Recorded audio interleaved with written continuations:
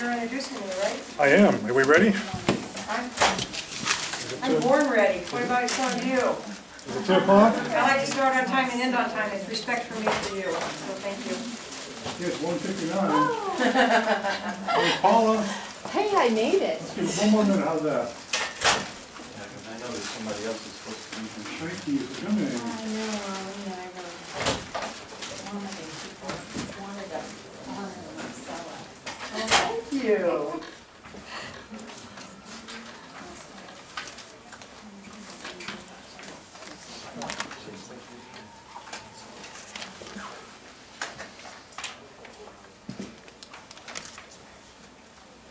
Okay, well, I think we'll start. I'm Eric. I'm out, the truth out here is I am healthy and abundant365.com or at gmail.com. But really here today to introduce Marcella Vonn Harting. She's the author of Yes, No Maybe Chronobiotic Nutrition, which is a science whereby you eat at certain times of day with certain foods. Marcella has a PhD in integrated medicine and psychoneurology. She's been on CBS, NBC, CNN. She's actually a world-renowned speaker and author. She has written 5 books. And she's here today to teach us something that probably most of us are really interested to hear about. So with that, I'll turn it over to Marcella. Thank you, thank you, thank you. Well, I'm really excited. Oh, come on, you guys can do better than that.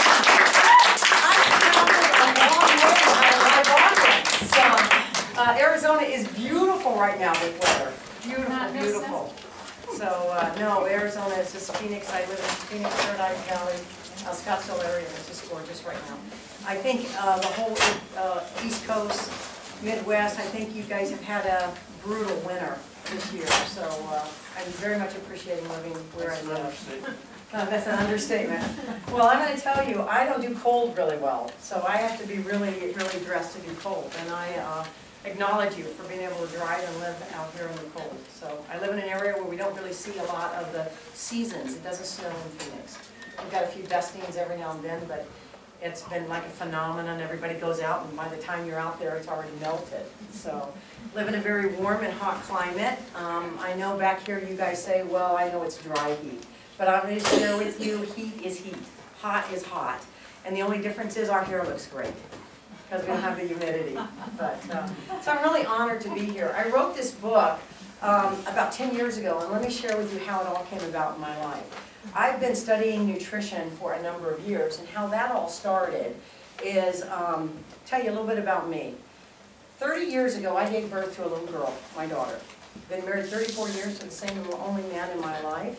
And at 30 years, I gave birth to this little girl. And in the hospital, there was trauma with me and her with birth, and she swallowed meconium. You know what meconium is?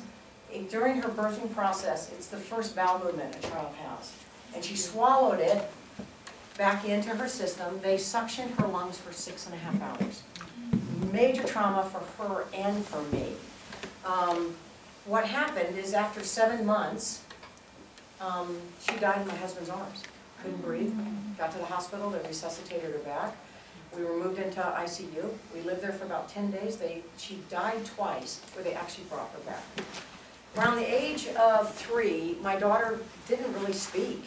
And I have some friends in the medical world, and they're always saying, you know, you should get cornea tested. Let's see what's going on. And I live in Phoenix, Arizona, Scottsdale, Paradise Valley. We have a Mayo Clinic there, we have ASU. You know, cities can be very sophisticated in the equipment and what they have. And this is going back 30 years. So I want you to put that in perspective to what we know about the brain today, to what we knew about the brain then. Okay? I can take you back into the whole world of medicine, and at one time we thought our brains were in our stomachs. That hunch. I mean, and of course we know that that's very different today, but if some of you have heard Deepak Chopra talk, he talks that we have a brain in every organ of our body. So, I mean, things are very different to what we're doing, and Dr. Amen right now is doing brain scans. So you can go in and get a picture of your brain and know right where you're at. Well, I was very familiar with those brain scans because we lived in critical care for about 12 days, and God gave our daughter back to us. But with that, I had many, many challenges of learning. And we got her tested. They shaved her whole little head, wired up her brain, and gave me pictures of her brain and told me that she'd suffered oxygen to a certain part of her brain, and that I would have to institutionalize her. She would never live a normal life. So I will tell you, for me, that put me on a path. That's why I'm here today. It changed my whole life. Because I was looking for something that could make a difference. And I knew that they could. My daughter, this beautiful little girl, looks just like every little child, and I just would not accept that diagnosis. Now my mother would say, well, that's probably because I'm a little bit stubborn and this and that. But I'm going to tell you, accepting a diagnosis can be major in our lives because we then attach it to ourselves and our identity. And one of the most powerful things in life is our identity of who we think we are. So we are one of the only cultures in the world that literally label our children ADD, ADHD. I mean, do you know that in Japan they have no word for retarded, and they have no retarded people? Look what we do in this country with labels, and you're stuck with a label your whole life. So it put me on a path, and that path took me back to school. So I went back to school to learn about nutrition. Now where this story gets really entertaining is I married a man that's family owned Burger King restaurant. First Burger King restaurant franchisee in the state of Arizona. We had stores in Wilmington, Delaware. We actually owned 24 Burger Kings. So I go back to school, learn about nutrition, and guess what I become? Strict vegetarian.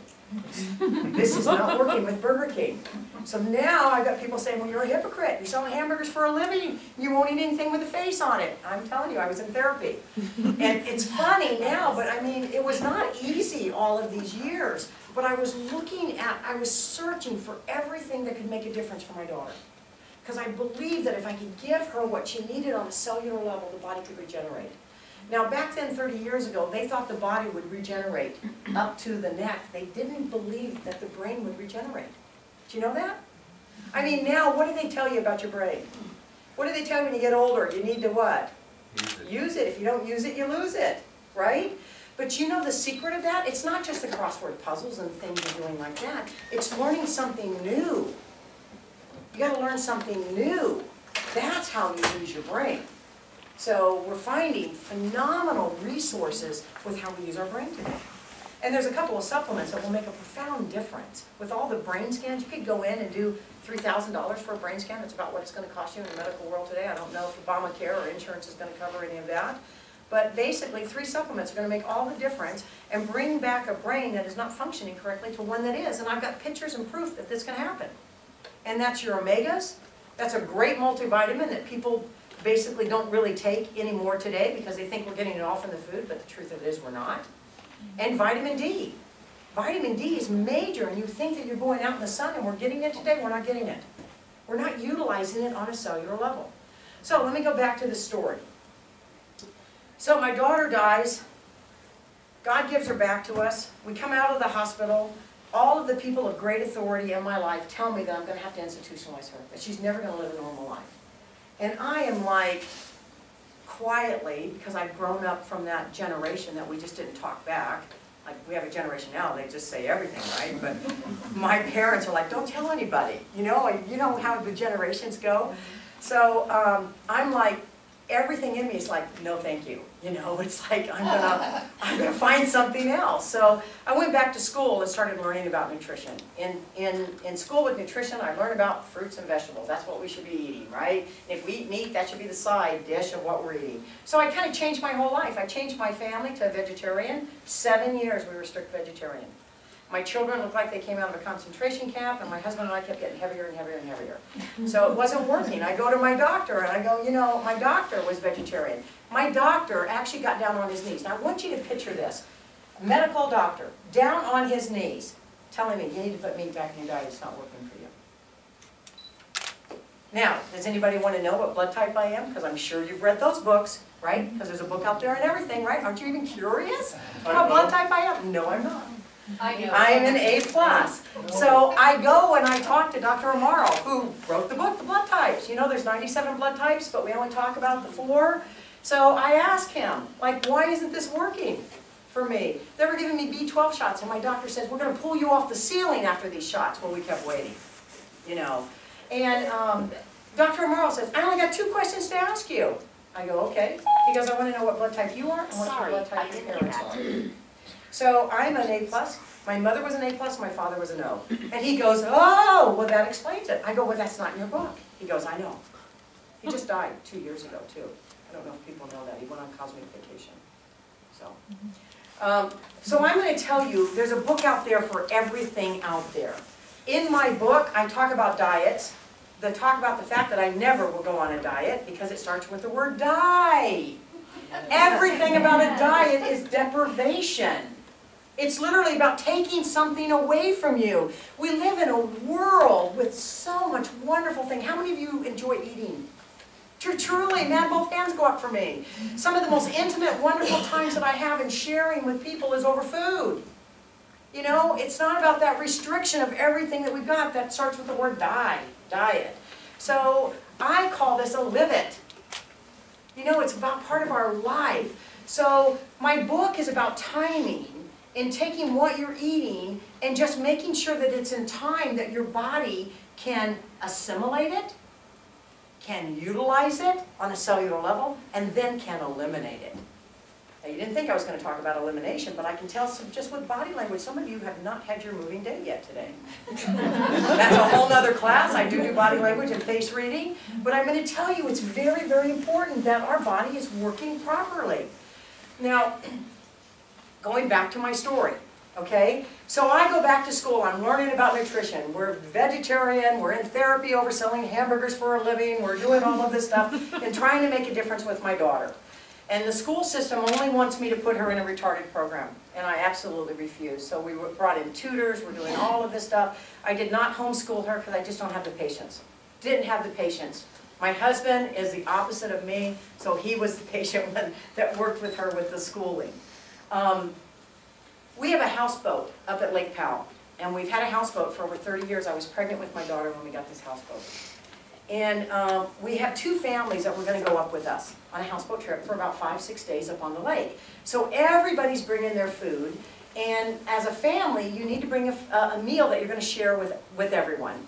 Everybody brings their own snacks, and I was a strict vegetarian at the time, so I'm kind of overseeing it with the 2 other families with their kids and their meals. And my girlfriend says, well, I would like to invite this gentleman. His name was Ed Bergstrom at the time. His name now is Adam. He changed his name with the book.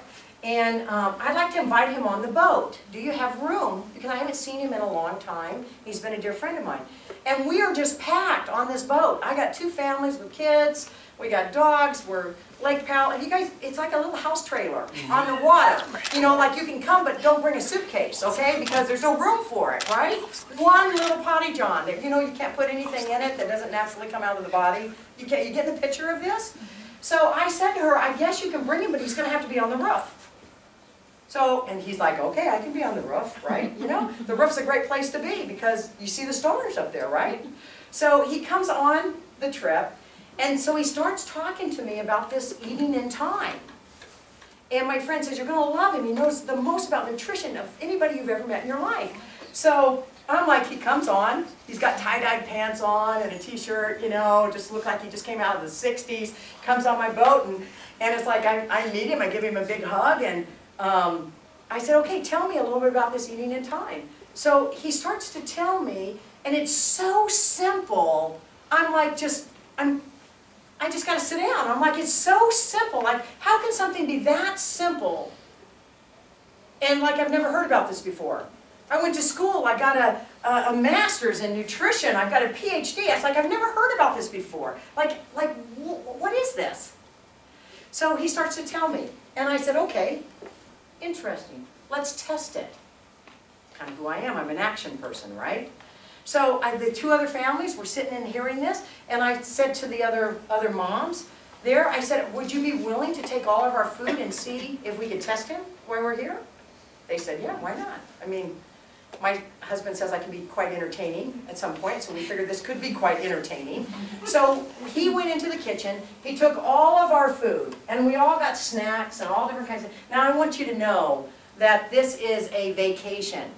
What kind of foods did you take on vacation? What's your favorite little inner child food? Twinkies. Hamburger, potato chips. Twinkie, potato chips, candy, fruit, muffins. Okay, we got everything on this thing, right? So he takes it and he just puts it in time. He makes 3 categories. Zone 1, Zone 2, Zone 3. Tree, bush, and a root. That's how simple it comes down to. Everything on this planet comes down. It came from either a tree, a bush, or a root. I can break it down to petrochemicals. Anything that was made, it's still going to come from a tree, bush, or a root. So this whole program about eating in time is Sanskrit. It comes from the ancient records of Sanskrit. So did some research on it after to start finding out, like, where did this come from? So now this is where it gets fun. We're on a houseboat. Packed on this houseboat. We started eating the food in time. Now we had to get pretty creative with some of these meals, okay? So we're eating the food in time. So you could eat anything in this zone in the morning, you could eat anything in this in the afternoon, and you could eat anything before we get creative with our dinners at night with what we'd all brought onto the boat. So, first night we sit down and have dinner. All of us are sitting down as a family together on the boat. And one of the ladies, she was in her early 40s, her husband was a fireman. I will not tell you the name to protect her with this, but I talk about this in the book. We were all talking about kind of how we're starting to feel. And she shares with us, she just had her first bowel movement on the boat. So we're like, well, great, thanks for sharing. Like way too much information, you know? Like, I didn't know that you just had a bowel movement here. And she says, no, you don't understand. It's like, it's kind of off schedule for me, and I only have one once a week. And I'm like, oh, okay, we got to talk, because that's not normal. But I will tell you, doctors are telling people all over the United States that it's normal for people to have a bowel movement once a week. Some of us that have been around a long time, we know that that's not normal. But do we really even know normal people now? Is there anything that's normal now? You know, that whole word is just kind of off. So I'm like, okay, great. I'm so glad that we got that honor with you this week, right? So the next day, at night, we're having dinner. She had also had another bowel movement. I'm like, wow, you know, Diddy's gone. She's got 2. But the challenge was everyone else was having a bowel movement after every meal. To the degree that, like the 7 days we were out on this boat, it was a challenge. We had 1 toilet. Everyone on this boat is having a bowel movement after every meal, and she is having a bowel movement every day. Now I come home and I'm like, okay, there's something to this. Now, not that bowel movements are the thing that gears and measures all of our health, but I want to share with you, it is connected. You know, the knee bone's connected to the shin bone. You know, it's like everything's connected. So like I've been studying all this nutrition, from chemistry to calories to protein to you name it, you know, and I'm like, everybody's feeling great, they're looking great, their eyes are glowing, they're going to the bathroom, they got energy, and we didn't do anything but timing. That's all we did. And from a place from nutrition, I wouldn't even advocate that we should be eating some of that stuff. You know, that's why we call the book Yes, No Maybe. Because all of us can tolerate certain foods at a time. We can all tolerate it. Certain foods you eat, you'll actually not feel good. And some of us are aware of their body and they'll feel it in that. So I came back and I asked Adam, I said, boy, this just is amazing to me. All the schooling that I've had and everything else, I'm actually just amazed that just the timing could make that much of a difference. I said, if you're not going anywhere, why don't you stick around a little bit? I have a guest house, and he moved into my guest house. He lived with me for 7 months. Came into my home, we went through my pantry, we went through my spice rack, we did everything and zoned out everything. So I knew that I could just eat anything in this zone for in the morning, I could eat anything in this zone in the afternoon, and we started to feel better. Our weight balanced out, kids felt good, like all of a sudden people are going, what are you doing? What are you doing? I'm like, I'm just eating, you know, eating everything. I didn't take anything out of my diet. I didn't take anything out of my lifestyle. If I was going to eat a Twinkie, I'll tell you when to eat a Twinkie. If I was going to have a glass of wine, I'd tell you when to have a glass of wine. I didn't take anything out. Do you know what is amazing to this day? When we eat a food out of its time, we become addicted to that food. Anybody in the room likes chocolate? How does chocolate grow? It's a tree, it's a morning food. Have chocolate in the morning, you'll get the zinc and the magnesium you need out of it. We associate chocolate with love, and we associate chocolate as a nurturing food that keeps us craving more of the psychological reasons for it. But guess what? You eat chocolate in the morning, you could be around chocolate all day and never have a desire to eat it. Is that amazing? But guess what? You open up and you eat that M&M or that chocolate bar in the afternoon, and guess what? You ate the whole bar. You open up those M&Ms, you ate all of them because you ate them out of time and it kept the addiction going. Like, anybody in the room want to give up cigarettes? Everything is timing. You want to give up cigarettes? Okay, there's nobody in here that wants to give up cigarettes? Because I'll tell you how easily to do that. How that can make that transition even easier to do that. Have all the cigarettes you want to smoke all day between 12 and 6 p.m. Have them all. Smoke the packs. Doesn't matter. You have that one in the morning, you have that one at night, and the one in the morning, the one that you want to have first thing after your cup of coffee in the morning, the one you want to have after sex at night, that's the ones that keep you addicted to it. Is that amazing? Okay, I'm going to try that. I kind of did an outline here, and we just want to make sure that I go over this and tell you everything you want to know. So chronobiotic, chrono means time, and biology is life. So it's time, life, nutrition. So my father was a chef, and I think how wonderful to be blessed in the world with someone that's love and passion is around food. And yet we live in a world today where everybody's telling you, you can't eat that, you can't eat that, you shouldn't eat this. You know, I'm going to tell you something. Food is a dangerous subject with people. It's up there with politics, and it's up there with religions. And I find it can be even more cruel. Because if you're a vegetarian and you're eating with somebody that's having a steak, guess what? They don't like you. You didn't do anything else, but you're eating something that's got a face on it. I'm a celiac. I can't have gluten. Yep. Gluten is major for all of us now, and the reason is we've got children everywhere, right? Because it's spring recess, so trying to get a hold of us. What's happened is almost everybody across the board is having a wheat allergy today. But there's a difference between allergies and intolerances. And we have been given this in everything that we're eating today, that now we have intolerances. So you may not be allergic to it, but your body's bloating up, you got diarrhea, you don't feel good, it's an intolerance to it. So, and on a cellular level with the body, there's a difference between a allergy and a, what is that, a duck? There's a difference between having an allergy to something and having an addiction to something, and it's on the cellular level of the body. So there's a saturation on the cellular level of the body. So we can tolerate a lot of things, but if we keep doing the same thing over and over, we get to where we have an intolerance to it. So the only way to actually clean that up is you've got to literally stop it. You know, they say 21 days. Everybody can do something for 21 days. Then you can reintroduce things back in slowly. But I'm going to tell you, you know that study of the 21 days was a lie. Do you know how many days it was actually, the whole study was done? It was 66 days to actually change a habit. Wow. But they knew that people would never do that, so guess what they said? Let's just say 21. I can give you the resources where the study came from, where they did that. Is that amazing? So, chronobiotic nutrition is based on the fact, let me ask you a question. What energizes this planet?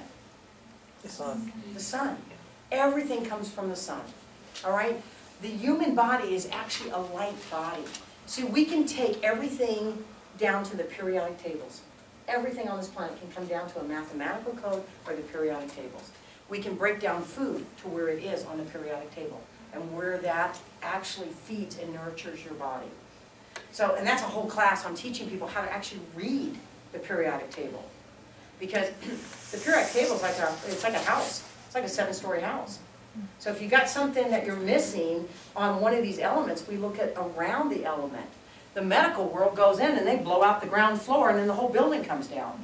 So, I mean, it's just fascinating how everything is really connected. So, like, we can teach chronobiotic nutrition to the periodic table level of where, and then you want to look in life and see where that element shows up and how it shows up in life to how it shows up. Like copper in the body, copper in life, you would think of copper as a fence. One of these, what do they call these fences that go like this?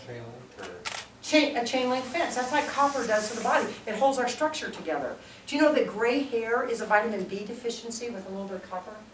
That it's not genetic that we turn our hair gray. It's not hereditary that all of a sudden you're getting gray hair. It's that you're not assimilating B on a cellular level in the body.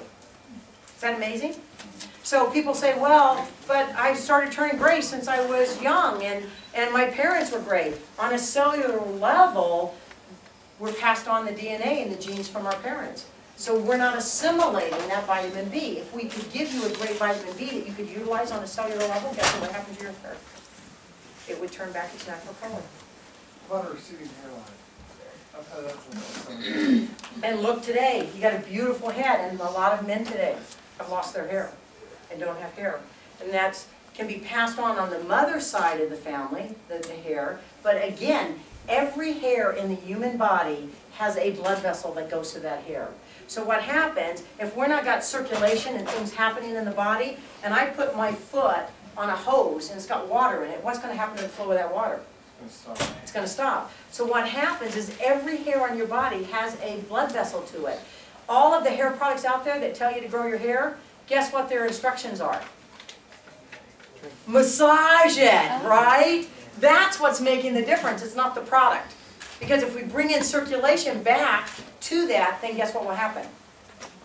So I believe that if we give our body what we need on a cellular level, it can make a difference. So utilizing it is where it's what's going to make the difference. So now let me ask you a question. Kansas City, do you have a train here? Do you have a train in Kansas? Yeah. Still run? Yeah. Let me ask you a question. We're going to go and catch a train, okay?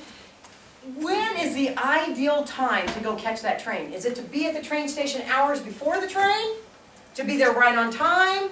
Or to get there after the train's going? And it's only one train. 24 hours, one train. On time. On time. On time, that's your highest choice. That's when it comes down to food, okay? Going to the airport hours before your flight could be just as much pressure in the body as somebody that missed the flight. And guess what happens in the human body? It's all about pressure. When you eat in time, you're able to utilize on a cellular level and assimilate that food. If you take that food in early, guess what happens? The body warehouses it. This is why we get bloat. This is why we get fat. It's why we don't feel good. It's why we get inflammation in the body, because the body is warehousing it. And this is the thing with me. You can test me. Test me on all of this. If you buy my book and you don't feel there was any value in it, I'll give you my email address and I'll send you back your money. You can send me back my book. I'm telling you, it literally, just the timing factor is life-changing from the difference of somebody being very successful and somebody being a failure. It's all about timing. But we live in this illusion of time. If I had this whole wall lined with clocks, and I had a great big grandfather clock in the middle, within 24 hours, all of the clocks in the room would set their time to the same as a grandfather clock. Is that amazing? We are timed beings. It doesn't matter your race, doesn't matter whether you're female or male, whether you're young or old, whether you're Chinese, whether you're Indian, whether you're black, whether you're white. We are all run on the same clocks. And guess what? One woman on her cycles works with a bunch of others, and guess what happens? All those women. Then are you aware of this? All those women will have their cycles all at one time. Is that fascinating? I mean, we're like studying this. And we live in the United States. So guess what? The whole United States, guess what we're running everything in the United States? It's all about money. It's all about timing. So we book our children to go to school from 8 to 5 because we have to be at work 8 to 5, right? We drop them off early. And our schools have our children from day school to preschool and then after school so we can then get home after work, right? But guess what? Guess what we know about time? We know that our small little children, they are up very early. Do any of you have small little children? None of you? Grandchildren? Were any of you once small little children? Have I got you all at some point here? Little children are up very early in the morning. They should go to school very early in the morning. How many of you have been around teenagers? Try to get them what? Try to get them to bed. I have teenagers. Okay, so I'm going to share something with you. Their peak time, our high school should start at 12 o'clock in the day. Teenagers' peak time is 2 o'clock in the afternoon. We know that through the science of studying time. But guess what? That's the time high school's out. That's a time where they're out back on the street. Hopefully we can divert them into some type of sports.